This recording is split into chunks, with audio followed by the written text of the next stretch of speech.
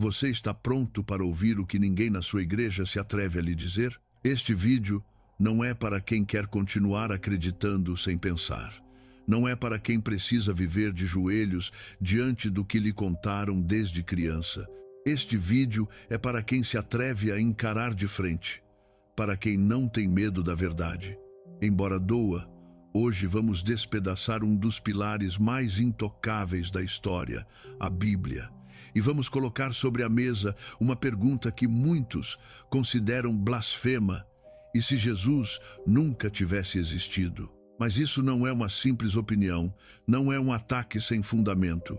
Isto é filosofia pura, lógica afiada e pensamento livre em sua forma mais perigosa. Carl Jung, o pensador que a religião temia por expor a profundidade do inconsciente humano, o homem que foi visto como herege por desafiar as verdades estabelecidas de sua época, destrói a ilusão em torno da Bíblia com apenas 3 ideias, 3 provas que você vai ouvir agora e que nunca mais vai conseguir esquecer. Prepare-se, porque quando este vídeo terminar, você não vai ver a religião, nem Jesus, nem a Bíblia com os mesmos olhos. Parte 1.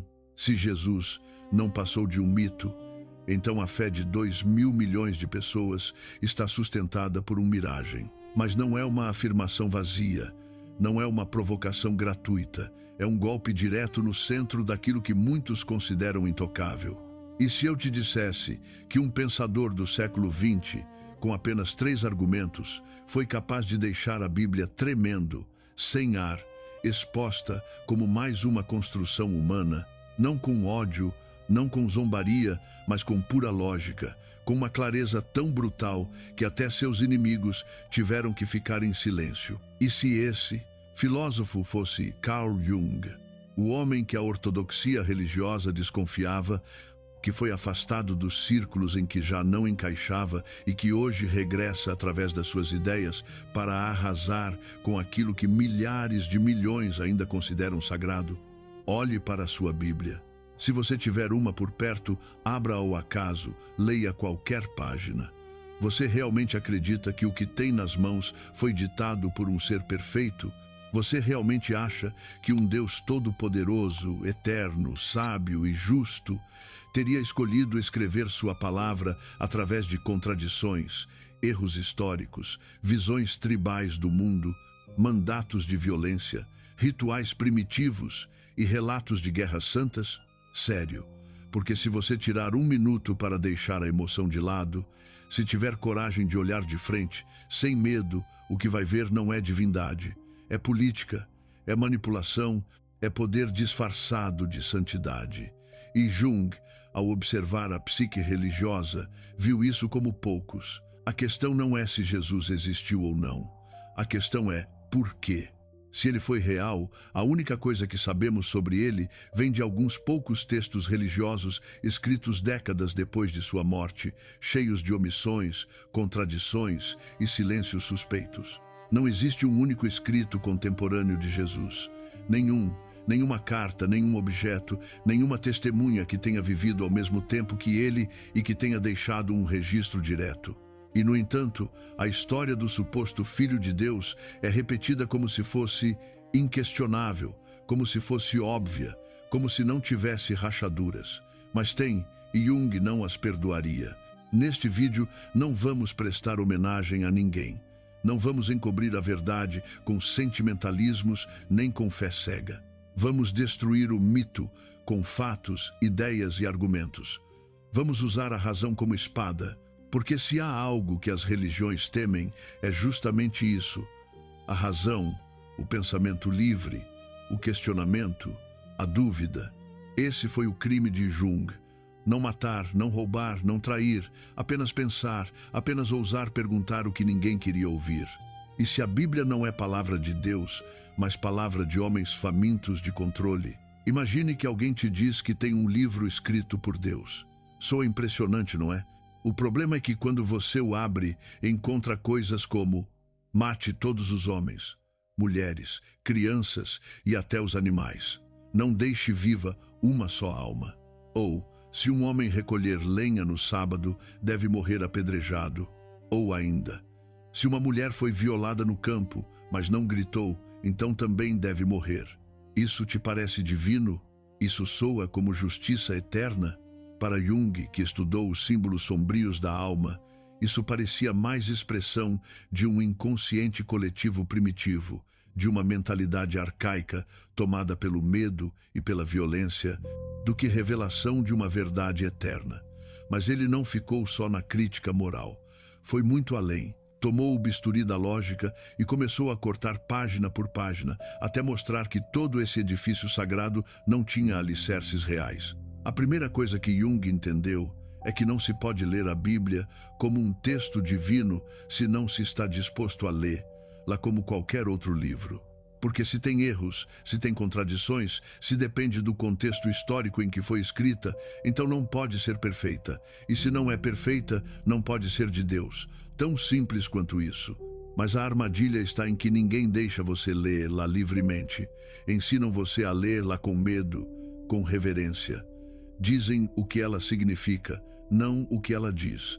Explicam, traduzem, filtram, ensinam você a se ajoelhar antes de questionar.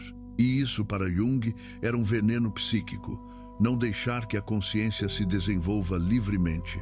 Jesus, para uma mente como a de Jung, não precisava ser Deus nem filho de Deus. Poderia ter sido um homem sábio, um símbolo vivo, um arquétipo encarnado, mas não um ser divino acima da condição humana. E não precisava sê-lo, porque o importante não era ele, e sim o que fizeram com sua figura, o que fabricaram ao seu redor, o mito que criaram. Porque se alguém pode morrer na cruz e depois voltar à vida, então tudo que essa pessoa diz é inquestionável. Se pode fazer milagres, então o que ordena é absoluto. E é aí que a fé se converte em poder, em dominação, em dogma. Mas a história não funciona assim. A história exige provas, documentos, coerência, fontes independentes. E a história, quando analisa Jesus com os mesmos padrões com que analisa Sócrates, César ou Buda, não encontra nada sólido. Apenas relatos escritos por crentes anônimos, décadas mais tarde, cheios de simbolismos, profecias autorreferenciais e agendas teológicas. Jung não escreveu para demolir a fé das pessoas. Não era um provocador gratuito, mas sabia que era preciso limpar o terreno para poder construir algo novo na alma. Não se pode construir uma ética racional sobre um texto que justifica genocídios, escravidão, misoginia e superstições. E você não pode dizer que ama a verdade se não está disposto a ver que talvez a sua verdade é mentira. Por isso, este vídeo não é apenas sobre Jesus, é sobre o que significa acreditar sem provas, sobre o que acontece quando milhões de pessoas tomam como sagradas as palavras de pastores, sacerdotes, rabinos ou imames, que nem sequer entendem por completo o texto que pregam. É sobre a diferença entre fé e conhecimento, entre repetir e compreender, entre crer e pensar. Haverá quem diga que isto é um ataque, que é desrespeitoso, que é desnecessário, mas o que é realmente violento não é questionar a religião. Violento é dizer a você que nasce pecador, que precisa ser salvo, que se não obedecer, sofrerá eternamente. Violento é viver com culpa por desejos humanos. Violento é ter medo de duvidar. E Jung, com uma clareza implacável, diria: basta. Chega de dogmas, chega de superstições, chega de religiões que impõem em vez de inspirar. Nas próximas partes, vamos explorar as 3 provas com as quais Jung desmonta a ideia de que a Bíblia é palavra de Deus. 3 ideias que, uma vez que você as ouve, não consegue esquecer, não consegue ignorar. Elas te mudam, te sacodem. Mas antes disso, quero que você pense no seguinte: se a verdade não tem nada a temer, por que te ensinaram a temer aquele que a busca? Se Deus existe e é justo, por que haveria de castigá-lo por fazer perguntas sinceras? E se a maior prova de que Jesus foi um mito é justamente o fato de você precisar desesperadamente que ele não seja? A primeira rachadura na Bíblia que Jung apontou não foi seu conteúdo moral, nem seus milagres impossíveis, nem sequer suas ameaças divinas. Foi algo muito mais simples e devastador, suas contradições internas. Jung não precisou recorrer à ciência, nem à arqueologia, nem à história comparada para começar a desmontar o edifício sagrado. Ele apenas fez aquilo que pouquíssimos crentes se atrevem a fazer. Leu a Bíblia como um texto qualquer, sem temor, sem reverência, sem assumir que ela devia ter razão por ser sagrada.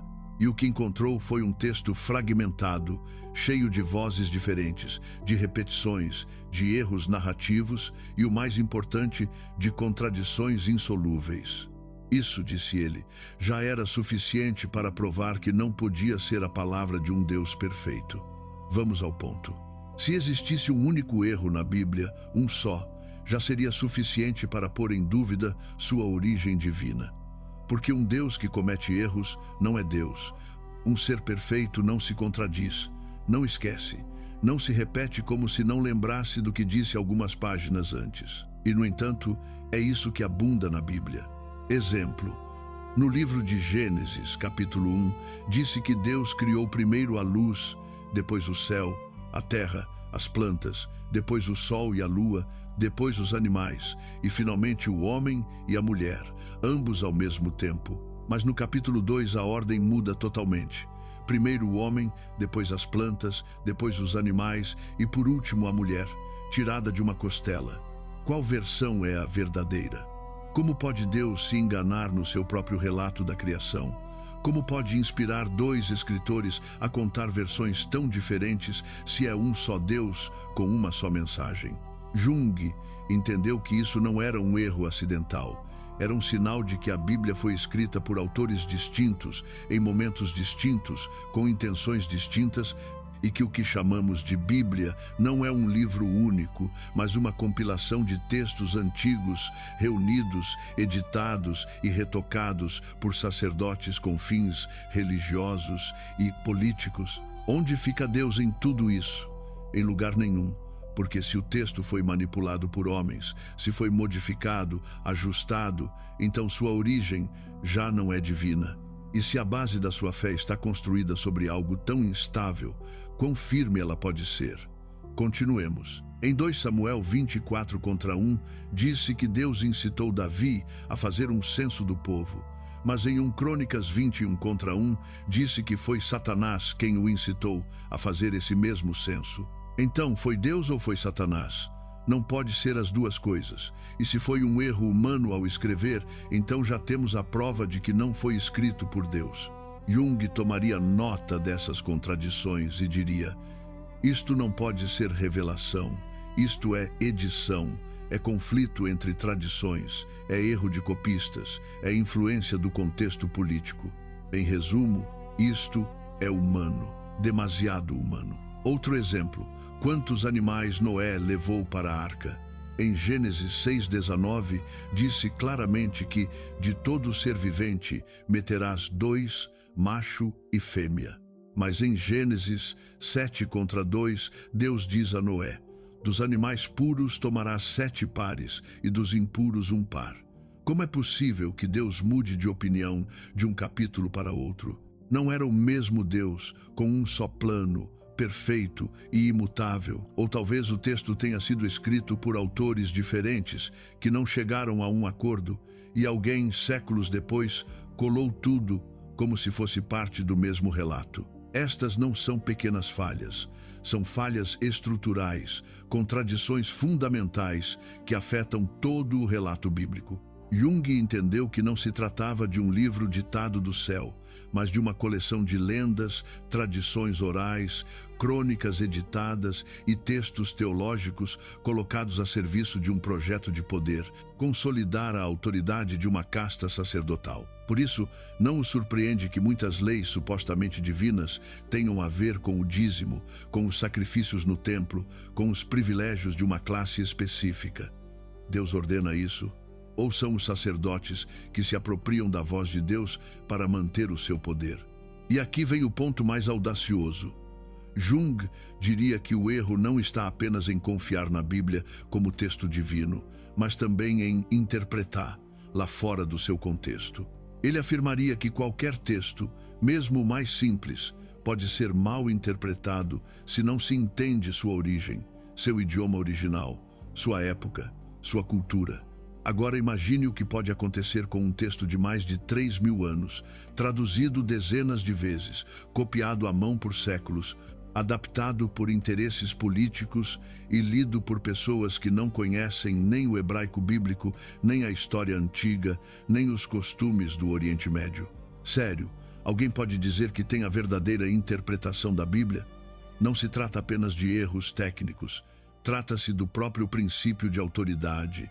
Se a Bíblia é humana, então sua autoridade é relativa. Então ela não pode ser usada para impor normas morais, políticas ou espirituais. Não pode ser usada como argumento em debates sobre direitos, ciência, história ou ética. E é isso que Jung nos faria enxergar, que por trás da suposta autoridade bíblica há uma cadeia de decisões humanas cheias de interesses, preconceitos, erros, que não há palavra de Deus e sim palavra de homens que dizem falar em seu nome. E para fechar essa primeira prova, Jung insinuaria algo ainda mais demolidor, que mesmo que Deus existisse, jamais se comunicaria com a humanidade por meio de um livro cheio de contradições. Se Deus quisesse transmitir uma mensagem clara, ele o faria de forma universal, compreensível, direta. Não se esconderia atrás de simbolismos, metáforas obscuras e contradições narrativas. Não deixaria sua suposta palavra nas mãos de tradutores, editores, políticos, reis, papas, copistas, inquisidores. Não permitiria que sua mensagem se fragmentasse em milhares de interpretações que lutam entre si. Isso não é divindade, isso é caos humano. Então, se há contradições evidentes, se há erros de lógica, de coerência, de história, se há várias versões de um mesmo fato, como sustentar que tudo isso foi ditado por um ser perfeito? Não dá. Não honestamente, não racionalmente. E aqui Jung seria claro. A razão deve prevalecer sobre a fé cega, porque se a fé contradiz a razão, então não é fé verdadeira, é superstição. E se um texto se contradiz a si mesmo, então sua origem não pode ser divina. E se não é divina, então tudo o que depende dele, incluindo o mito de Jesus como figura messiânica, começa a cambalear. Esta foi apenas a primeira prova, a primeira rachadura, e o edifício já começa a ruir. Mas não termina aqui. Na próxima parte vamos mais fundo, mais cru, mais irrefutável, porque Jung não apenas desmontou a Bíblia por dentro. Ele mostra que sua estrutura, sua organização e seus autores são humanos e que a ideia de inspiração divina não resiste à menor análise textual. Prepare-se, porque a segunda prova vai sacudir até o leitor mais cético. Parte 2. Jung não se limitou a apontar as contradições internas da Bíblia. Ele foi além, muito além. Sua segunda prova é tão demolidora que até hoje continua sendo silenciada ou ignorada por quem não está pronto para aceitar a verdade. O que ele propôs é simples e brutal. A Bíblia não é palavra de Deus, mas produto de uma construção política desenhada por homens, com objetivos humanos para manter o controle sobre o povo. É um instrumento de poder. E aquilo que hoje consideramos sagrado não nasceu da espiritualidade, mas da estratégia, da manipulação, da necessidade de uma elite de consolidar seu domínio através do medo, da obediência e da ilusão do divino. Essa segunda prova começa com uma pergunta direta: quem escreveu realmente a Bíblia? Porque se foi Deus, então não deveria haver dúvidas. Não deveria haver debate. Mas a verdade é que não há um só autor, nem dois, nem sequer 10. Há dezenas, talvez centenas, e não se conhecem seus nomes, suas verdadeiras intenções, nem o nível de acesso que tiveram aos fatos que descrevem. Muitos deles escreveram séculos depois dos eventos que relatam. Alguns eram sacerdotes, outros escribas, outros simplesmente transmissores de tradições orais que já vinham distorcidas por gerações. E nesse processo, o divino se dilui e aparece o real. A mão humana, interessada, editora, controladora. Jung exporia, com precisão cirúrgica, que o Antigo Testamento em particular foi organizado por escribas de uma elite sacerdotal em momentos de crise, quando o povo precisava de identidade, de uma história, de uma narrativa unificadora. Foi então que se recopilaram, reeditaram e canonizaram tradições, lendas e leis antigas, não para revelar a verdade divina, mas para fundar um novo poder, uma teocracia, uma sociedade governada por aqueles que diziam falar em nome de Deus. Isso não é teoria, é história. Os textos foram escritos em momentos de crise nacional, durante guerras, invasões, exílios. Em cada momento-chave, os autores bíblicos adaptaram a história, ajustaram a narrativa, acomodaram a vontade de Deus às necessidades do momento.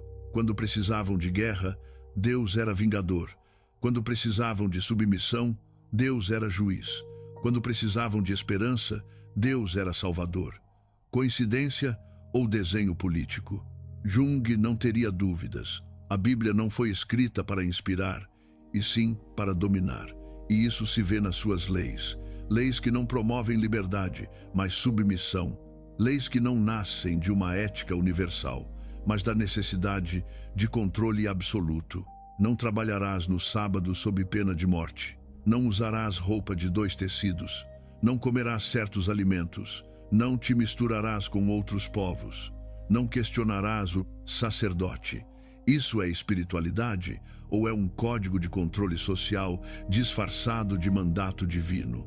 Jung mostraria que os textos sagrados refletem as tensões políticas do seu tempo. Os livros de reis e de juízes, por exemplo, justificam guerras e massacres em nome de Deus, não porque Deus o exigisse, mas porque os líderes do povo precisavam de legitimidade. E que melhor forma de justificar a conquista, a morte, o domínio do que dizer que tudo foi ordenado pelo próprio Criador do universo?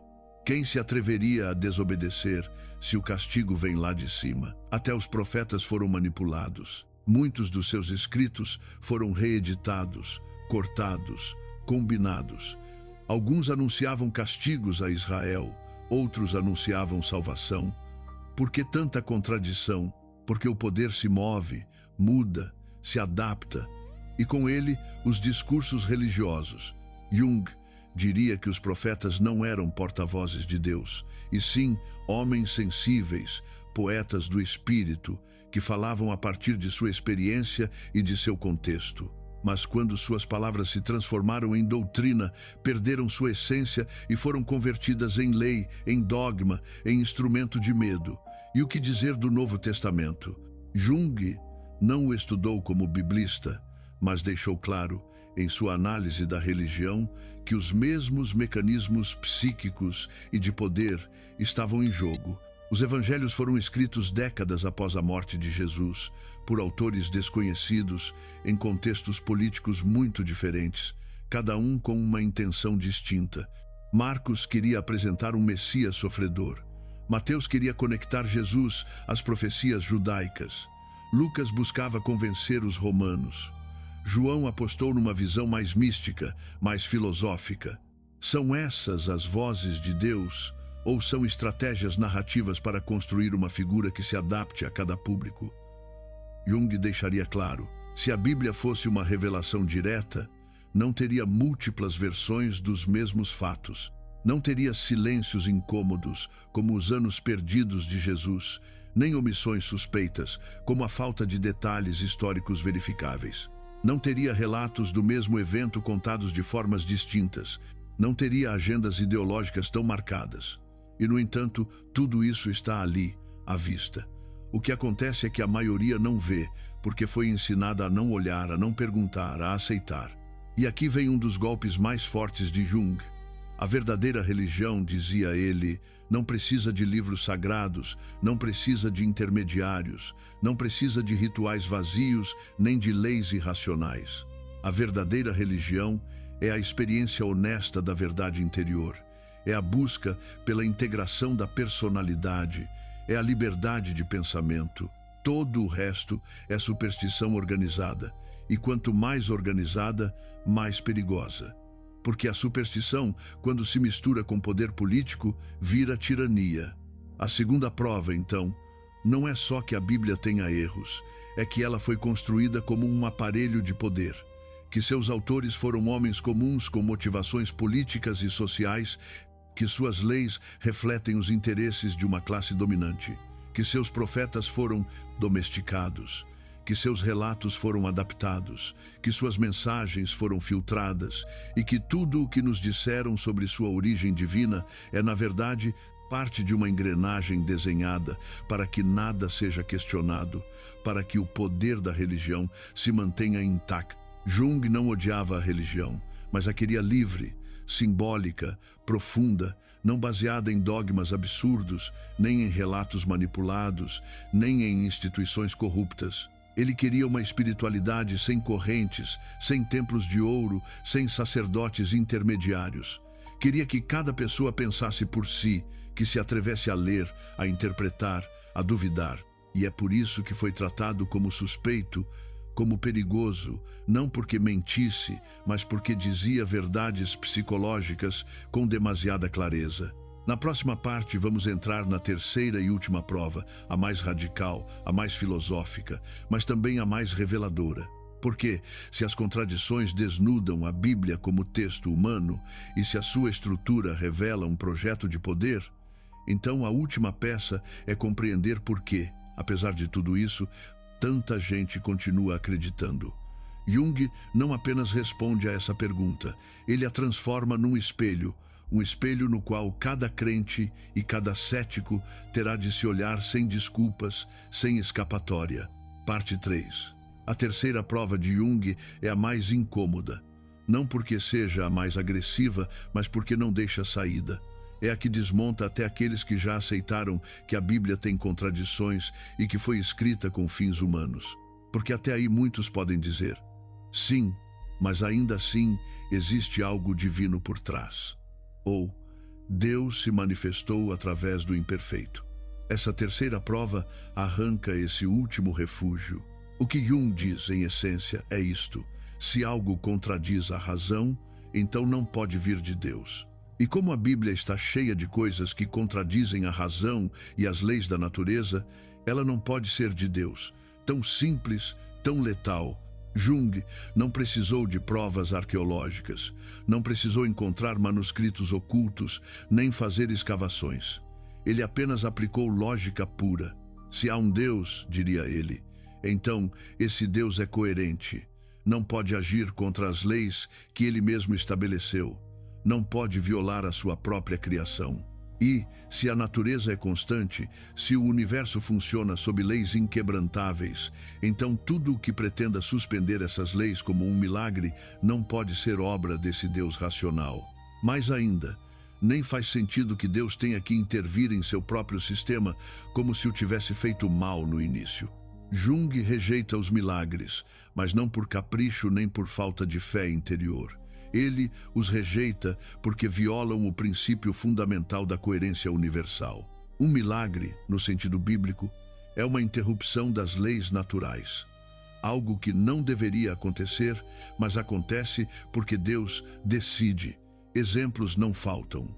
O mar que se abre para Moisés passar, o sol que se detém no céu para que Josué ganhe uma batalha, uma sarça que queima sem se consumir, água que se transforma em vinho, mortos que voltam à vida. Tudo isso, segundo Jung, não prova a existência de Deus. Ao contrário, prova que aqueles que escreveram esses textos não entendiam como o universo funciona, ou que simbolizavam processos interiores em forma de narrativa mágica. E aqui vem um golpe fino, mas implacável. Se aceitamos os milagres como reais, então estamos dizendo que Deus age de forma caprichosa, como um mágico que quebra as próprias regras. Mas se Deus é perfeito, então não precisa corrigir a sua criação, não precisa intervir. Um universo perfeito não requer ajustes. As leis naturais não se contradizem. A chuva cai por gravidade, não porque alguém reza. O fogo queima por combustão, não porque alguém ordena. E, se acreditamos num Deus que atua fora dessa ordem, então estamos acreditando em magia, não em divindade. Jung diria que o verdadeiramente divino não é o inexplicável, mas o constante, o universal, aquilo que pode ser compreendido pela razão, porque, se Deus se manifesta, Ele o fará através daquilo que é comum a todos os seres humanos. A consciência, a razão, não através de visões privadas, vozes na cabeça, aparições que só uma pessoa vê. Essas revelações são, para uma mentalidade como a de Jung, ou ilusões, ou projeções psíquicas, ou manipulações. Porque, se só um vê Deus, se só um escuta a sua voz, não há como distinguir se isso foi revelação ou simplesmente alucinação, mentira ou delírio. Em vez disso, a razão é universal. Se duas pessoas raciocinam bem, chegarão à mesma conclusão, sem necessidade de milagres. Deus, diria Jung, em termos simbólicos, não escreve livros, não manda anjos, não aparece em arbustos. Ele se revela na ordem da natureza, na estrutura da psique, na lógica implacável da realidade. E por isso qualquer texto que contradiga a razão não pode ser considerado revelação divina. Pode ser literatura, mito, símbolo, mas não verdade objetiva. Isso rompe a coluna vertebral de todas as religiões que baseiam sua autoridade em experiências sobrenaturais. Jung não nega que as pessoas sintam coisas, não nega que tenham visões, sonhos, êxtases. O que ele nega é que isso seja prova de algo além da própria mente. Porque essas experiências não são compartilháveis, não são comprováveis, não são universais e, portanto, não podem servir de base para nenhuma verdade absoluta. Tampouco aceita que a fé esteja acima da razão. Para ele, fé verdadeira não contradiz a razão. Fé é confiança em algo que a consciência pode, em algum grau, integrar. É respeito pela inteligência. Não é aceitar absurdos, simplesmente porque um texto diz que é assim. Se um livro afirma que uma virgem engravidou sem contato sexual, ou que alguém caminhou sobre a água, ou que um corpo ressuscitou depois de 3 dias, então esse livro deve ser lido com ceticismo, porque a natureza não funciona assim. E se acreditamos que Deus fez uma exceção, estamos dizendo que o universo é imperfeito. E isso contradiz a ideia de um Deus perfeito. Aqui, Jung não desmonta apenas a Bíblia, desmonta toda a ideia de religião baseada no sobrenatural. Ele diz que o verdadeiro conhecimento do divino não vem de ler textos antigos, nem de repetir ritos. Vem de entender o mundo como ele é, de estudar, de pensar, de observar a realidade com honestidade. Porque a natureza, e a natureza psíquica, é o que há de mais próximo do divino.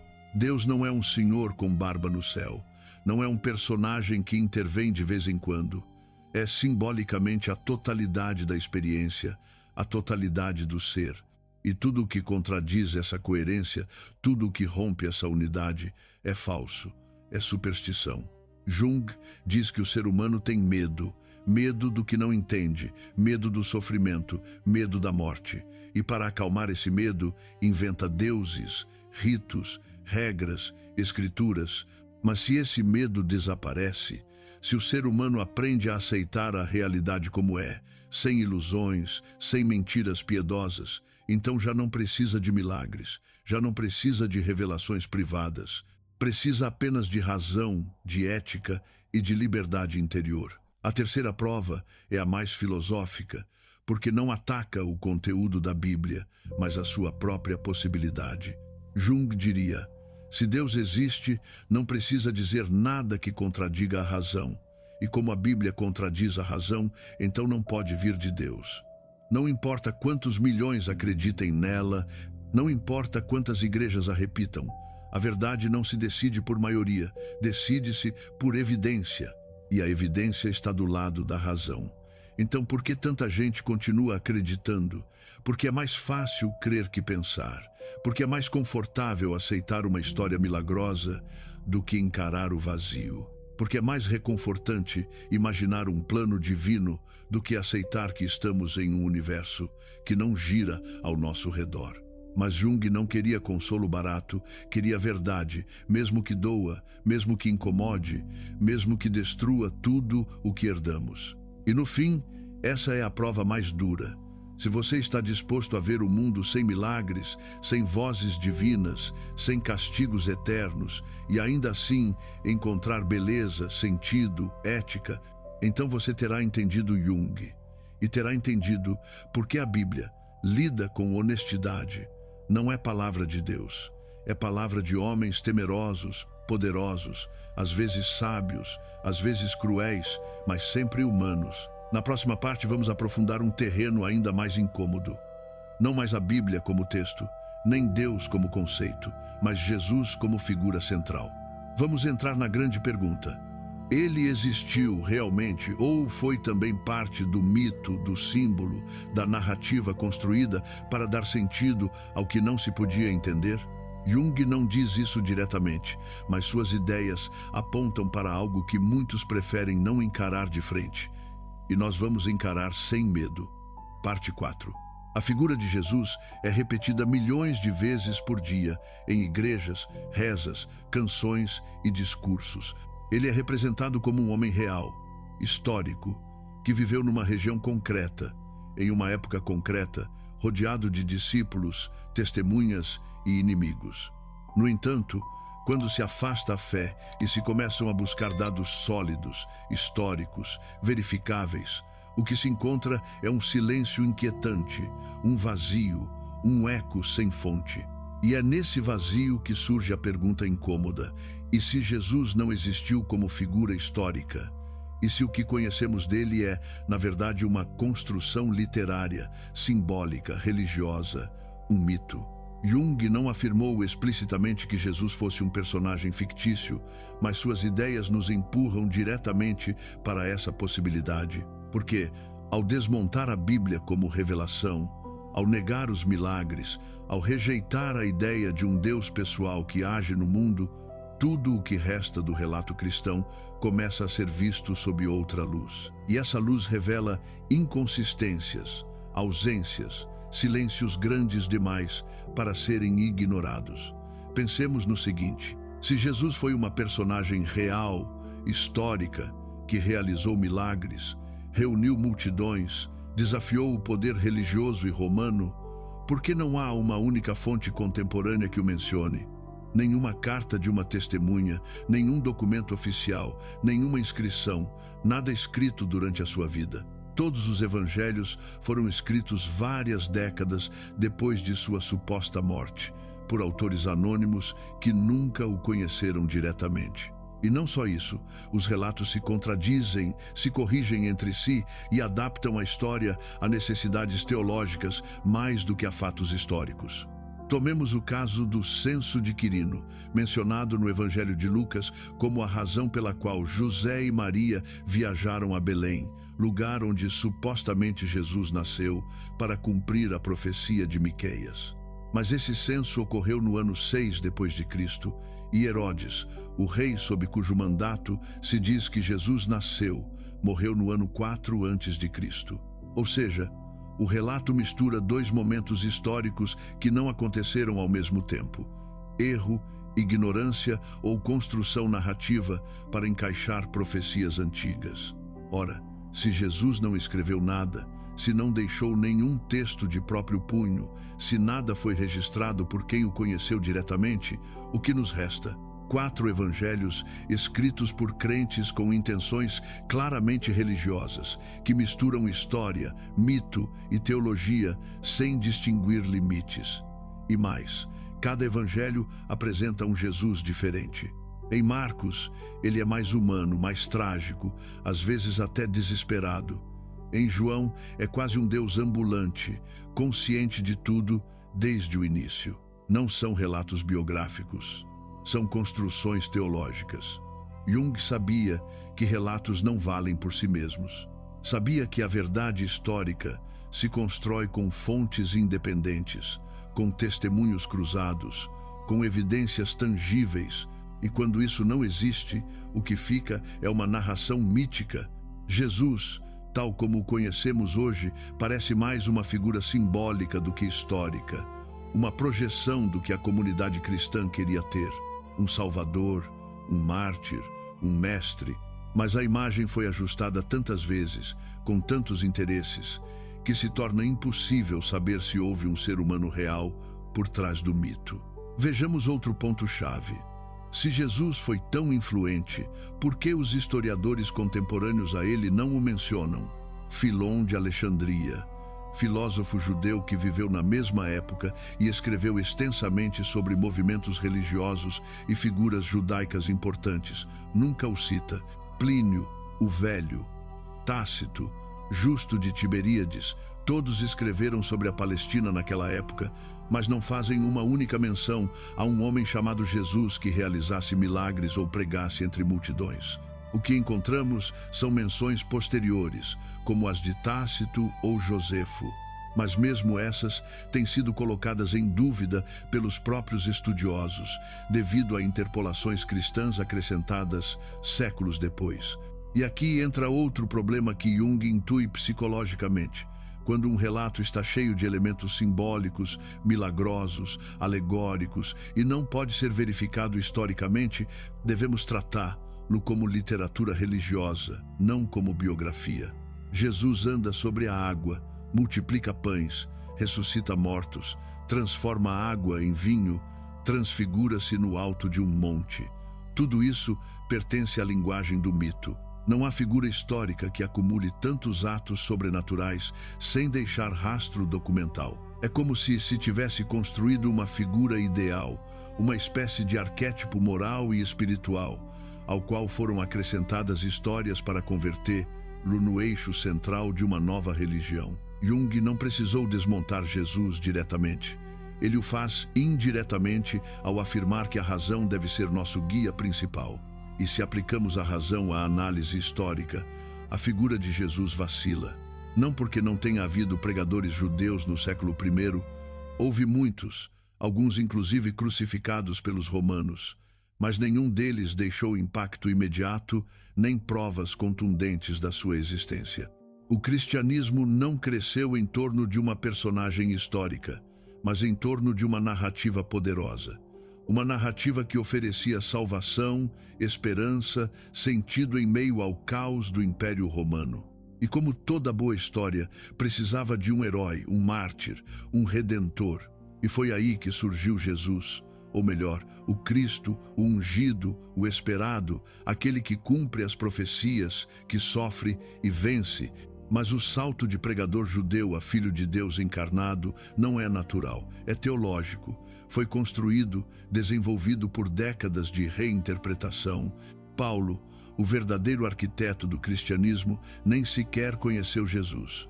Nunca ouviu suas palavras em pessoa. Tudo que diz sobre ele recebeu por revelação. Como é possível construir uma religião inteira sobre visões privadas? Como se pode afirmar que alguém existiu historicamente se tudo o que sabemos dessa pessoa vem de crentes que nunca a conheceram? Jung não atacou Jesus. O que fez foi tirá-lo do altar da idolatria e devolvê-lo ao plano do humano. E assim abriu a porta para perguntarmos se não confundimos poesia com história, necessidade com realidade, símbolo com fato. Porque mesmo que Jesus tenha existido, tudo o que se disse sobre ele o transformou em outra coisa. Transformou-o em mito. Um mito que serviu para unificar, para controlar, para salvar, sim, mas também para doutrinar, para impor, para excluir. Jesus, como mito, não é menos poderoso. Ao contrário, um mito não precisa de provas, só precisa ser acreditado. E quando algo é acreditado com força suficiente, pode moldar impérios. Mas Jung queria outra coisa. Queria que deixássemos de crer por necessidade e começássemos a pensar. Que nos atrevêssemos a soltar até nossas crenças mais profundas, se elas não estivessem sustentadas pela razão. E aqui tudo converge. Se a Bíblia não é palavra de Deus, se seus milagres não podem ser reais, e se a figura central dessa narrativa é mais mito do que história, então o que nos resta? Resta-nos a possibilidade de começar de novo, de construir uma ética sem superstição, de buscar sentido sem necessidade de dogmas, de olhar para Jesus, se existiu não como Deus, mas como um homem a mais, talvez sábio, talvez inspirador, mas não sobrenatural. E se não existiu, se foi uma criação coletiva, um símbolo do sofrimento humano, do anseio por justiça, do poder do perdão, então também tem valor, mas não como verdade absoluta, e sim como reflexo do que os seres humanos podem imaginar quando precisam de esperança. Na próxima parte vamos aprofundar as consequências de tudo isso. O que acontece quando o mito cai? O que resta quando Deus, a Bíblia e Jesus são postos em dúvida? Há algo que possamos construir sobre essas ruínas? Jung acreditava que sim, que a destruição do dogma não é o fim, e sim o começo. E é aí que vamos, a essa nova construção. Mas antes é preciso olhar o abismo sem piscar. Parte 5. Quando o mito começa a se quebrar, aparece uma pergunta ainda mais difícil do que todas as anteriores.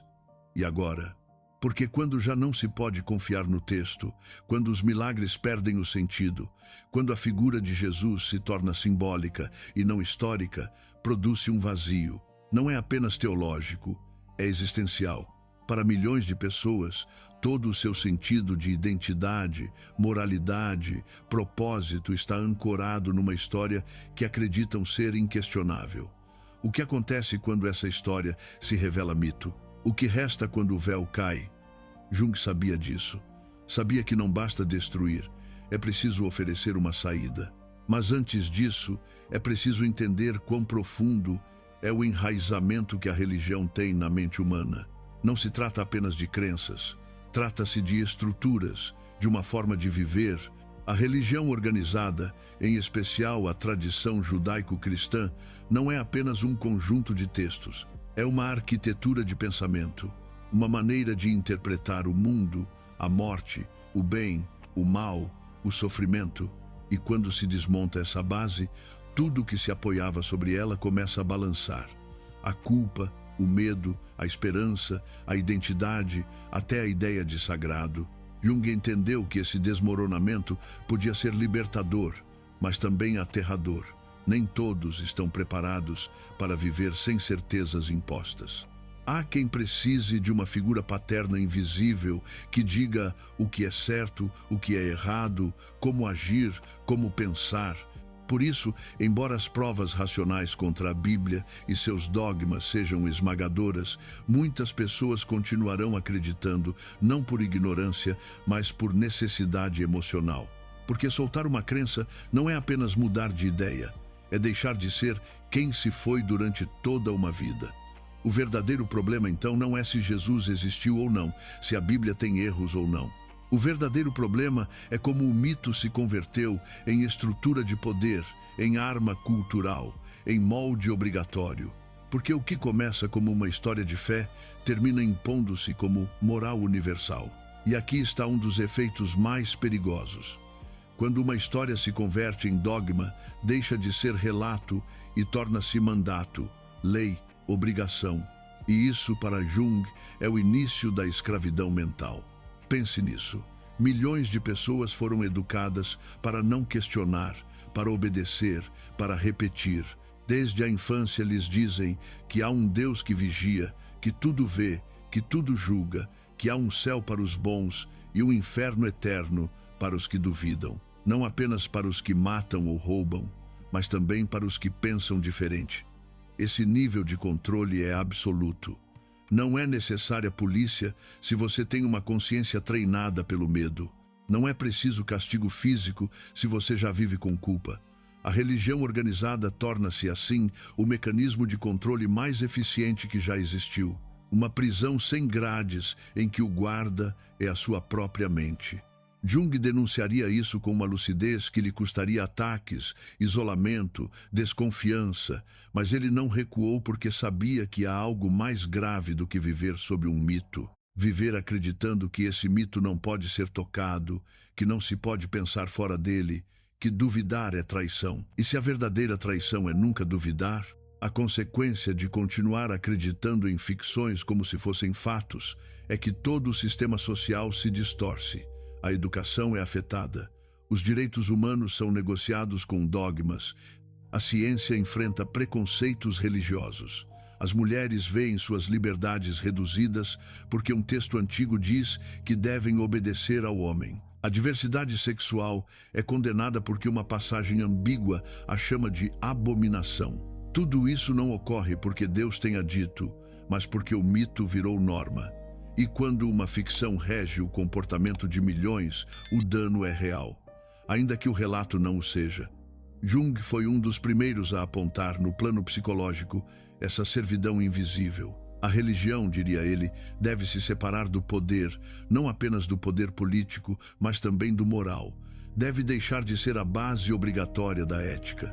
Porque uma moral baseada em prêmios e castigos eternos não é ética, é obediência por medo. E o medo não produz seres humanos livres, produz escravos submissos, incapazes de pensar por si. E sem pensamento não há humanidade, só rebanhos. Aqui é onde Jung começa a construir algo novo. Sua proposta não foi substituir um mito por outro. Ele não inventou uma nova fé, nem escreveu um novo evangelho. O que fez foi algo muito mais radical. Propôs uma ética baseada na individuação, na razão, uma espiritualidade sem superstições, um sentido de vida que não precisa de milagres, nem de castigos divinos, nem de profecias. Uma forma de viver guiada pela compreensão, pela compaixão real e pela liberdade intelectual. Porque, quando uma pessoa age bem, não por medo do inferno, mas porque entende que essa ação é boa em si, aí começa a verdadeira moral. Essa parte do pensamento de Jung tem sido ignorada ou suavizada porque é perigosa para qualquer poder que se alimenta de fé cega. O que acontece quando um ser humano já não precisa de um sacerdote, de um pastor, de um rabino, de um texto sagrado para saber como viver? Acontece que o poder se descentraliza, que a autoridade se rompe, que as igrejas perdem o controle, e isso, historicamente, é visto como ameaça. Mas Jung não propunha o caos, propunha a ordem verdadeira, a ordem da mente livre. Uma mente que se pergunta, que erra sim, mas que aprende, que não precisa de milagres, mas de compreensão, que não precisa de verdades impostas, mas de descobertas próprias. Porque uma vida pensada é mais difícil, mas também mais autêntica. E isso é algo que a religião organizada não pode oferecer. Autenticidade. Ela oferece repetição. Então, qual é o perigo de seguir acreditando que Jesus foi Deus, que a Bíblia é palavra divina, que os milagres são reais? O perigo é acreditar que tudo mais, tudo que é diferente, está errado, que só um caminho é verdadeiro, que quem não crê merece o inferno, que quem duvida merece condenação. E assim, o amor vira exclusão, a esperança vira ameaça, a fé vira tirania. Jung viu isso com clareza. Por isso sua proposta não foi destruir por vingança, mas por libertação. Não queria que a humanidade ficasse vazia. Queria que se enchesse de algo melhor, algo próprio, não herdado, não imposto. Queria que cada um pudesse olhar o mundo sem medo, sem intermediários, sem culpas, apenas com a razão e a experiência como guias. E essa mensagem é mais radical do que qualquer milagre. Na próxima parte, vamos abordar o que vem depois do colapso. A nova espiritualidade sem deuses pessoais, a religião da liberdade e o modo como a filosofia e a psicologia profunda podem substituir o mito sem perder a alma. Porque não se trata apenas de negar, trata-se de reconstruir. E isso é justamente o que Jung nos deixou como legado, um novo começo. Mas desta vez, sem vendas nos olhos. Parte 6. Depois do desmoronamento, depois da crítica implacável, depois de desmontar a Bíblia, os milagres, as revelações e o mito de Jesus, não resta o vazio. Ao contrário, surge algo novo, mais claro, mais limpo, mais potente. Porque o que Jung fez não foi apenas destruir, ele reconstruiu. E o que propôs como alternativa à religião tradicional é, até hoje, uma das ideias mais radicais e belas que já foram apresentadas, uma espiritualidade sem superstições, uma experiência do divino sem igrejas, sem textos sagrados, sem sacerdotes. Uma ideia de Deus que não se parece em nada com a das religiões, mas que está em toda parte, em tudo, em cada coisa, em cada pensamento livre. Jung não era ateu. Embora muitos o tenham acusado de heresia, ele não negou o divino. O que fez foi redefini-lo. Ele rompeu com a ideia de um Deus-pessoa, um ser que pensa, decide, castiga e recompensa. Para Jung, isso era infantil, primitivo e demasiado parecido com o ser humano para ser real. Deus, dizia ele em termos simbólicos, é uma imagem da totalidade psíquica, é o self, é o centro e a circunferência da alma. E aí está a chave. Jung não matou Deus, tirou-o de um céu literal e o devolveu à experiência interior. Essa visão muda por completo o sentido da espiritualidade. Já não se trata de rezar, obedecer, esperar sinais sobrenaturais. Trata-se de compreender, de observar a realidade e a própria psique com atenção, de viver em harmonia com as leis da natureza, externa e interna. Para Jung, conhecer a realidade é conhecer o divino que ela simboliza. Entender como o universo funciona, como atuam as causas e efeitos, como se organiza a vida. Entender como funcionam os sonhos, os símbolos, o inconsciente. Tudo isso é um ato profundamente espiritual. Porque quanto mais você entende, mais livre é. E quanto mais livre, mais se aproxima de algo maior do que o eu estreito. Não há milagres, não há mistérios sagrados, no sentido de coisas que não podem ser pensadas. Há processos profundos que podem ser integrados. Nesse novo esquema, a Bíblia já não é necessária. Não porque seja má, mas porque não oferece verdade universal. É uma obra humana com valor literário, histórico, cultural, mas não um guia moral obrigatório. A verdadeira ética, segundo Jung, nasce da consciência, não se impõe, descobre-se. E essa ética não precisa de ameaças de castigo eterno. Basta entender que as ações têm consequências, que o bem é aquilo que integra, fortalece e amplia a vida, e o mal é o que a destrói, a estreita, a fragmenta. Não é preciso um juiz celestial. É preciso inteligência e empatia. E aqui ocorre algo fundamental. Jung transforma a liberdade de pensamento no ato mais sagrado de todos. Não há nada mais elevado do que pensar por conta própria.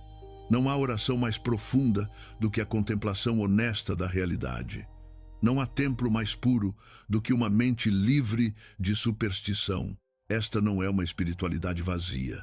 É uma espiritualidade madura, não infantil, não dependente, não submissa. Uma espiritualidade que não te obriga a ajoelhar, mas a levantar, a olhar de frente, a entender que não há plano escondido nem destino traçado. Há causas naturais, realidades físicas, relações humanas, profundidades psíquicas, e isso é mais que suficiente para viver com sentido. Jung também entendeu algo que muitos religiosos ainda ignoram, que o medo e a esperança não podem ser a base de uma vida boa. Porque o medo paralisa e a esperança passiva faz você esperar em vez de agir. Por isso, para ele, a verdadeira liberdade consiste em agir guiado pela consciência, não pela fé cega, nem pelo desejo de recompensa. O ser humano livre não é quem faz o que quer, mas quem entende por que quer o que quer. Quem conhece suas emoções, quem domina suas paixões, quem escolhe não por obrigação, mas por compreensão. Essa ética racional não precisa de céu, não precisa imaginar um além para justificar um comportamento correto aqui e agora. Basta entender que vivemos num sistema interconectado, onde tudo afeta tudo, que não somos ilhas, mas parte de um todo maior. E esse todo, para Jung, é a psique coletiva, é a vida, é a realidade, aquilo que muitos chamam simbolicamente de Deus. Não um Deus que te escuta, te responde, se zanga ou te abençoa, mas uma totalidade viva, um ordenamento que você pode compreender se parar de esperar milagres e se atrever a pensar. E o que acontece com a alma, com a vida depois da morte, com a promessa do paraíso? Jung não oferece consolo barato.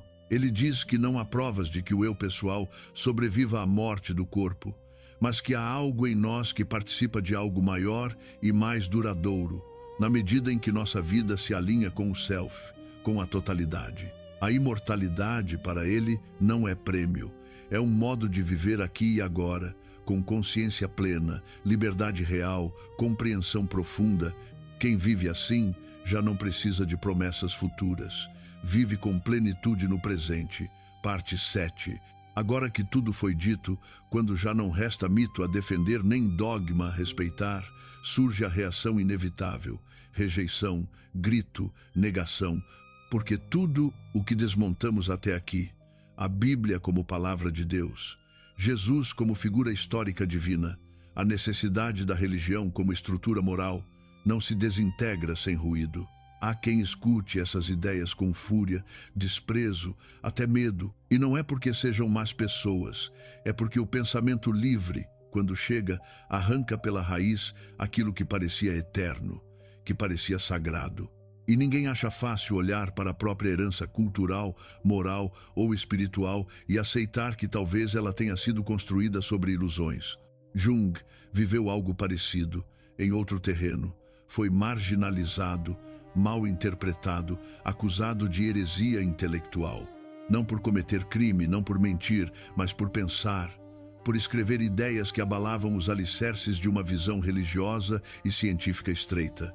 Porque dizer a verdade tem um preço, e o preço mais alto não é o castigo externo, é o isolamento, a solidão de quem se atreve a ver o mundo sem filtros, sem amuletos, sem promessas eternas.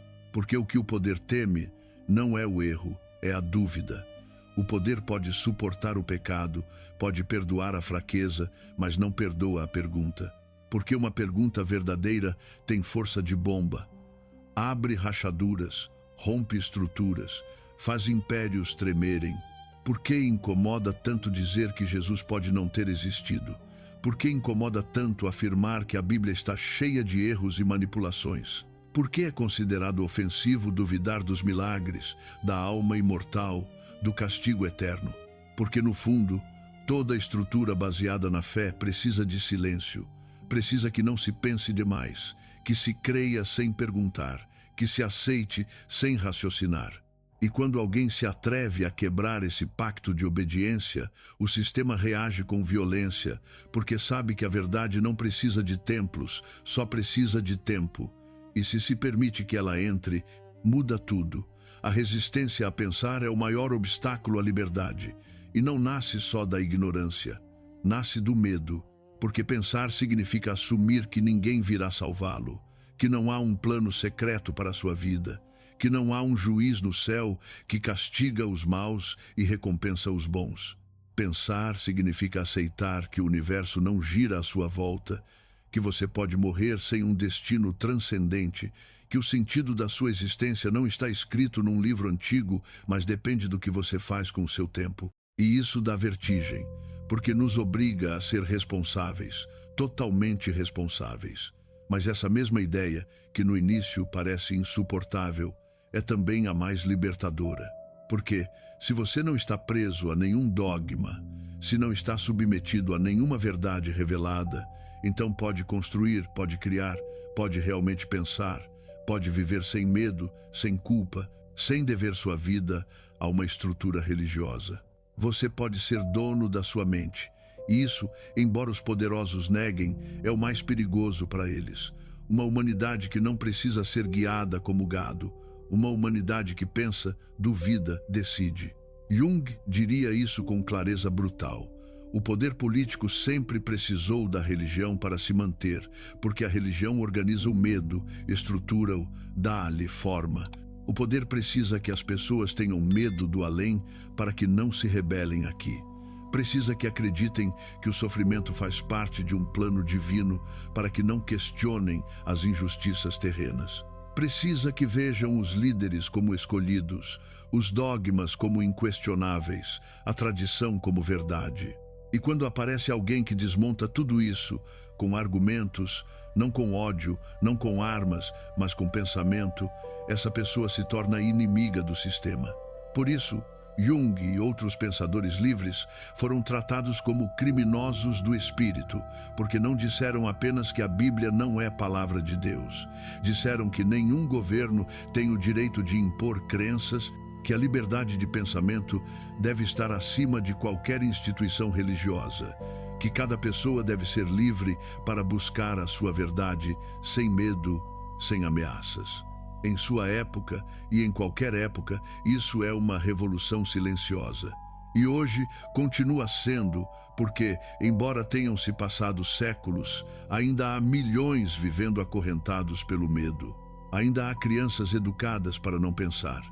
Ainda há livros proibidos, ideias censuradas, dúvidas castigadas, mas também há uma nova geração começando a despertar, que já não engole sem mastigar, que quer provas, argumentos, clareza, que se atreve a olhar para o mito e dizer: e se não foi assim?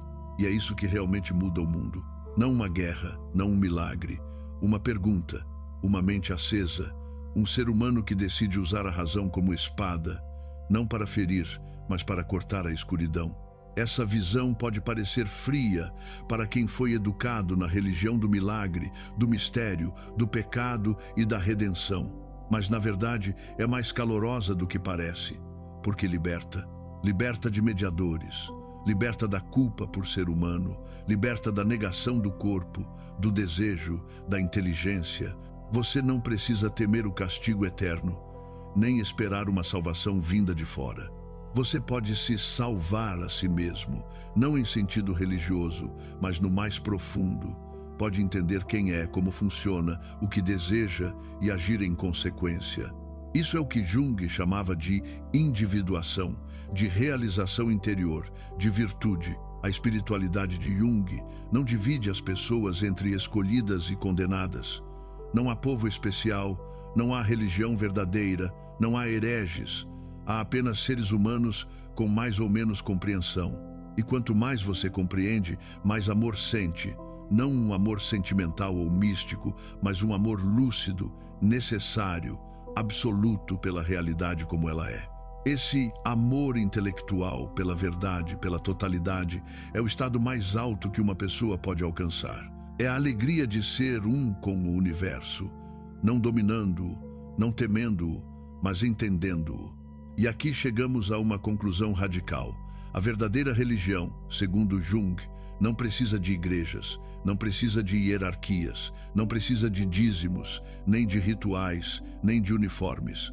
Precisa apenas de mentes livres, cidadãos que pensam, indivíduos que se respeitam, uma sociedade fundada não na fé imposta, mas no conhecimento compartilhado. Isso não é utopia, é uma possibilidade real, se o medo for abandonado e a razão for abraçada. Então, depois de tudo o que vimos, a grande pergunta já não é se Jesus foi mito, se a Bíblia foi manipulada, se os milagres são falsos. Tudo isso já sabemos. A grande pergunta é: o que você vai fazer com a sua liberdade? Vai continuar obedecendo por medo? Vai continuar esperando que alguém diga o que pensar, o que crer, o que fazer? Ou vai começar a olhar o mundo com seus próprios olhos, com sua própria mente, com a sua própria força? Jung não te promete o céu, promete clareza. E às vezes isso dói, porque pensar dói, mas também liberta. E o que há do outro lado do medo não é o inferno, é a verdade, a única digna de ser amada. Na próxima e última parte, vamos encarar a reação mais comum a tudo o que dissemos: a rejeição, a negação, a tentativa de silenciar. Por que tanta resistência em pensar livremente? O que o poder ganha com a ignorância? E o que pode alcançar uma sociedade se, em vez de se ajoelhar, começa a questionar? Prepare-se, porque o final não é uma conclusão, é um começo. Hoje, graças a Jung e a tantos outros que pensaram como ele, temos uma opção real. Podemos viver sem medo do inferno. Podemos amar sem nos sentirmos pecadores. Podemos buscar a verdade sem pedir permissão. Podemos deixar para trás a culpa herdada e construir uma moral baseada no respeito, na compaixão, na inteligência. Não precisamos de religião para ser bons. Não precisamos de um Deus que vigie para agir com justiça. Basta entender que fazemos parte de um todo, que nossas ações importam aqui e agora, não por uma recompensa eterna, mas porque afetam os outros e a nós mesmos. E se ainda assim alguém quiser crer, pode fazê-lo, mas a partir da liberdade, não da imposição, não do castigo. Jung nunca proibiu a fé. O que ele rejeitaria é o dogma obrigatório, porque a fé livre, aquela que nasce de uma alma pensante, pode conviver com a razão. Mas a fé imposta, a que exige submissão, sempre termina em violência, em inquisições, em guerras, em exclusão. E isso nós já vimos. Então, depois de tudo, Jesus foi um mito? Talvez. Mas o certo é que o mito foi usado para construir um império de obediência. Jung destruiu a Bíblia com 3 provas. Sem dúvida, ele a mostrou pelo que é: uma coleção humana, contraditória, útil para seu tempo, mas não intocável, e nos deixou uma alternativa. Sim, uma ética sem medo, uma espiritualidade sem superstições, uma liberdade que não depende de revelações divinas, mas do poder de pensar. E agora o fechamento não é uma conclusão, é um começo, porque se você chegou até aqui, se suportou o peso da dúvida, se aguentou o ruído do desmoronamento, então está pronto. Pronto para pensar por conta própria, pronto para não aceitar sem entender, pronto para viver sem se ajoelhar, porque pensar no fim não é privilégio, é um ato de coragem. E a história sempre é mudada por quem se atreve a pensar. Você não precisa de um livro sagrado para ter princípios, não precisa de um profeta para agir com justiça, não precisa temer o inferno para fazer o bem. Tudo o que você precisa é olhar o mundo com seus próprios olhos e pensar com a sua própria mente. Jung nos ensinou que a liberdade mais profunda não é externa, é interna. É a liberdade de pensar sem medo, de viver sem superstições, de buscar a verdade, não porque alguém mandou, mas porque entender é viver de verdade. Se a Bíblia cai, se Jesus se revela como mito, se os milagres se dissolvem diante da razão, você não perde nada essencial. Ao contrário, você se liberta. Já não caminha em trilhas marcadas por outros. Constrói a sua, com consciência, responsabilidade, inteligência. E esse caminho, embora mais difícil, é também mais humano, mais real, mais digno. O pensamento livre não é um ataque, é um convite. Não destrói a sua fé. Transforma-a, purifica-a, eleva-a. Porque só uma fé que sobrevive ao fogo da razão merece ficar. E se no final, depois de tudo, você continuar acreditando, que seja porque escolheu crer, não porque o obrigaram. Essa é a verdadeira revolução.